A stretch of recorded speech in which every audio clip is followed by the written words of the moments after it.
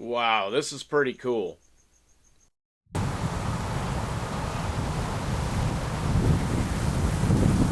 Hi everybody, Beanmeister22 here, and today we're going to look at some Labradorite. Some people call it Labradorite, but I think the correct pronunciation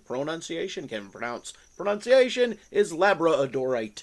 Now you know me, I don't care about any of the mystical powers that people put to crystals and rocks. I just like rocks that are cool. I collect rocks, I polish rocks, I cut rocks, I go out and hound for rocks. Rock hounding? Is that hounding for rocks? I go out and collect and mine for gems and minerals and all kind of cool things. Well, at least I think they're cool. So if you're going to watch my video and you're looking for some insights on the healing powers of gemstones and crystals, you're in the wrong place. You want to believe that, that's your business, but I want to talk about how cool it looks. I'm not even going to get into the whole geology of the thing. I'm going to say, wow, this looks cool, it's shiny, I'd like to have it. And I saw this and I said, wow, shiny, I'd like to have it. And am I disappointed? Well, yeah, I'm pretty disappointed. Why am I disappointed? Because I know what Labradorite looks like. Yeah, I got a chunk of it, a really cool chunk of it. But when I saw these spheres online, I have kind of resisted buying any of this stuff for a long time. Now, you guys know I'll polish up my own rocks, either in a tumbler or on a cabbing machine, and I see no problem with polishing something up. Now, I'm not into carving it and chiseling it and making it into some other shape. Some people are.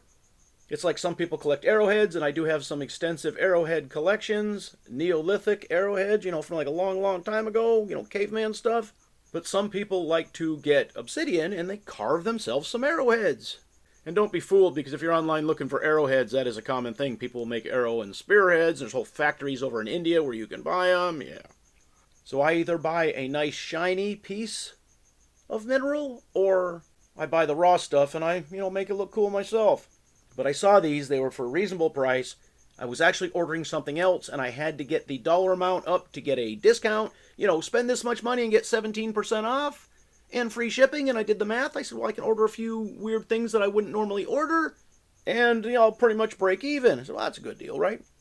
So when you buy something like this, you're not going to know about the color and the brilliancy and the shine and the luster from the picture. You're not going to be able to tell that, because 9 times out of 10, they're not showing you the exact one they're sending you. They're just showing you one. So if they have 50, they're going to show one. They're not going to take 50 pictures. They're just going to take one picture and show you one. So you're not going to know about how brilliant and the colors that are going to be in it. And especially with something like Labradorite, that it's the brilliance and the fire of it that makes it amazing. It's like a good piece of fire opal. The way the light hits it and the way you see it, and really the way the camera lens picks it up, is also important, because something like this, just like the fire opal, sometimes it's really hard for the camera lens to see what your eyes are seeing. So why am I disappointed? Well, there's only a little bit of fire and brilliance in both of these pieces I have here. They are shined and reflectable. Yeah, you can see the lights that I'm using being reflected off these things. Yeah, that's not brilliance from the stone. That's just my lighting reflecting off it. So yeah, it's a little bit disappointing. It is cool. I mean, it's a big marble. It's a golf ball. I mean, yeah, it's cool. But it doesn't have that brilliance, fire, and flash that I was looking for. I was expecting that the picture they showed me had. Now look at this piece I have.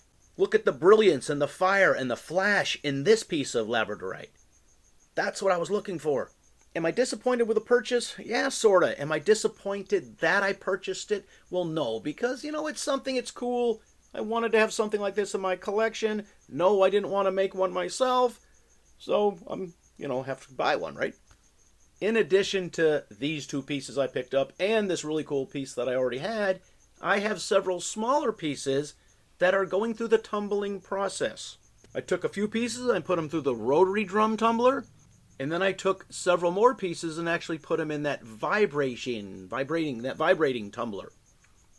Which is essentially a brass cleaner. Brass cleaner, like cleaning your brass before you reload them. And remember the benefit of the vibrating rock polisher compared to the tumbler. The tumbler is going to round it off more. The vibrating one is going to leave the facets and angles and weird stuff, just polish it up.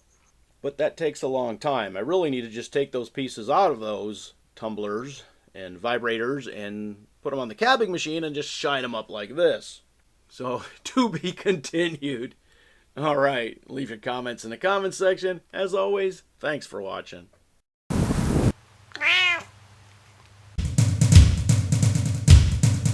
Beanmeister 22, the most dangerous man on YouTube.